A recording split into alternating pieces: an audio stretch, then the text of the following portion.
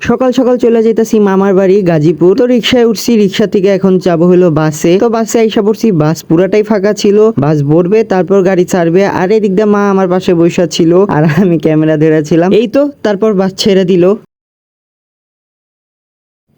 আইসা পড়ছি কোনাবাড়ি মামার কাছে। আমি আর মা দুইজনেই মামার কাছে হাইটে হাইটে যাইতেছিলাম। আজকে হলো মামার একটা নতুন দোকান উদ্বোধন হবে, তাই মামা খিচুড়ির আয়োজন করছে। আর মামা খিচুড়ি নিজের হাতেই রান্না করতেছিল। আমার একটা জিনিস ভালো লাগে, মামা আবার মানুষটা খাওয়াইতে অনেক ভালোবাসে। মূলত মামা যেই দোকানটা আজকে উদ্বোধন করবে সেই দোকানে আজকে মিলাদ পড়াবে, এর জন্যই খিচুড়ির আয়োজন করছে। মামার বাড়িতে কোনো অনুষ্ঠান হলে মামা সবকিছু নিজের হাতেই রান্না করে। যাই হোক, মামা রান্না দেখা শেষে মামা আবার আমাদের তিনজনের দিয়ে আবার চালা নাইতেছে, কারণ আরেক ডেক আবার খিচুড়ি বসাবে এর জন্য। আর এই ক্যামেরা ফ্রেমে যেই দুইজনে দেখতেছেন, এই দুইজনই আমার মামাতো ভাই। আর এইটাই হলো মামার নতুন দোকান, মুদির দোকান দিয়েছে। এখনো সব মাল আসে নাই আর পুরো ডেকোরেশন এখনো করা হয়নি। এটা রাস্তার ওই পারে হলো মামার নতুন দোকানটা, আর রাস্তার এই পারে হলো মামার পুরানো দোকান, ফার্নিচারের দোকানটা। এই দোকানেই মামা ফার্নিচারের সকল জিনিস বানায় লোক দিয়ে। এই দোকানটা এখনো অনেক অগোছালো হয়ে রয়েছে, কিছুদিনের মধ্যে এটাও গুছায় ফেলবে। এরপর আমি বাসায় এসে পড়ছি। এদিক দিয়ে দেখি মা দুনিয়ার মুখ ডলাডলি শুরু করে দিচ্ছে। এরপর মামি আমার হাতে টাকার বান্ডিল ধরায় বলতেছে, যাও তোমার মামা টাকা চাইছে, তুমি তোমার মামার কাছে টাকাগুলো দিয়ে আসো। এরপর বের হয়ে গেছি বাসার থেকে। ওই যে বাইকটা দাঁড়ায় আছে, তারপর বাইকের কাছে আইসা বাইক স্টার্ট দিতেছি। এখন ডাইরেক্ট চলে যাবো মামার দোকানের কাছে। মার্কেটে এসে মামার কাছে টাকাগুলো দিয়ে দোকানে এসে বললাম, দোকানে এসে কিছু খাবারের জিনিস নিতে চাইলাম। তখন নানা আবার মজা করতেছিল যে দাম দিতে হবে। পরে বললাম আচ্ছা ঠিক আছে, দাম দিব।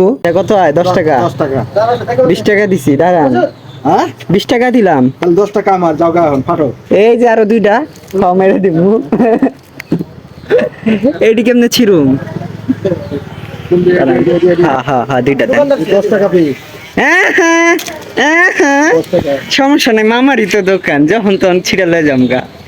এইভাবেই নানার সাথে প্রতিনিয়ত মজা করি, নানাও আমাদের সাথে মজা করে। আমার দাদা নানা যদি বাইচা থাকতো, তারা আমার সাথে যেভাবে মজা করতো, সেও ঠিক সেইভাবেই আমাদের সাথে মজা করে। মিলাতে মানুষকে খাওয়ানো হবে, এর জন্য প্লেট আনছিল। মাসুদ ভাই আমারে বলতেছিল প্লেটগুলো একটু গুনো। প্লেট গুনার শেষে দেখি 100টা প্লেট আছে। এদিক দিয়ে মাসুদ ভাইয়ের বন্ধুদের সাথে একটু আড্ডা দিতেছিলাম। এদিক দিয়ে ভাইয়েরা হাতে কি যেন ধরাই দিল, দেখতে দানা দানার মতো, খাইতে মিষ্টি। কিছুক্ষণের মধ্যেই দোকানে মিলাদ শুরু হবে, কিন্তু কেউ নাই। কিন্তু যখন খাবার দিবে তখন দেখবেন অনেক মানুষ। মোনাজাত শেষে খাওয়ার পর্ব শুরু হলো। এখন দেখেন মানুষের অভাব। যাই হোক, গ্রামগঞ্জের মানুষ এরকমই, মানুষ খায় শান্তি পাইলে মামার শান্তি। সবার খাওয়া দাওয়া শেষে আমরা সবার লাস্টে খাবার নিয়ে এই সেই দোকানে খাইতেছিলাম বসে বসে। খাওয়া দাওয়া শেষে আমরা চলে আসলাম খেলার মাঠে। আরো ভাই ব্রাদার আছে, তারা রাস্তায় আসতেছে, তাই এর জন্য ওয়েট করতেছিলাম কিছুক্ষণ। আর এদিক দিয়ে আমার মামাতো ভাই ইয়াসিন এখানে বসে আছিল, আর হৃদয় ভাই এদিক দিয়ে একটা ফ্রি বলে ছক্কা মেরা দিল। আর এদিক দিয়ে আমি স্লিপারে উঠতেছিলাম স্লিপ খাওয়ার জন্য। এই বুড়া বয়সে ভীমরতি ধরছে, স্লিপ খাইতে গিয়ে স্লিপ খাইতে পারতেছিলাম না, বারবার আটকে যেতেছিলাম। আস্তে আস্তে করে সব বড় ভাইরা আইসা পড়ছে। এরপর বড় ভাইরা বলতেছিল পাশের মাঠে চলো, পাশের মাঠে খেলবো। হাঁটতে হাঁটতে সবাই চলে আসছি এই মাঠে। ওই বড় মাঠে খেলা হয় নাই, কারণ মানুষ কম, তাই ভাইরা এই মাঠে নিয়ে আসছে শর্ট পিচ খেলবে। তো শর্ট পিচ শুনে মনটা খারাপ হয়ে গেছে। তো ভাইরা আবার এই জায়গায় ঘাস কাটতেছিল। ঘাস কেটে মূলত পিচটা রেডি করতেছিল যেন খেলা যায়। খেলাধুলা শেষে বাইকটা স্টার্ট দিলাম। মার্কেটে যেতে হবে এখন, মাকে নিয়ে আবার ঢাকায় যেতে হবে আজকেই। বাইক স্টার্ট দেওয়ার পর দেখি সেই ইতিহাস, বাইকে সাইলেন্সার দিয়ে ধোয়া বেরোতেছে, তার মানে পিস্টন জ্বলে গেছে।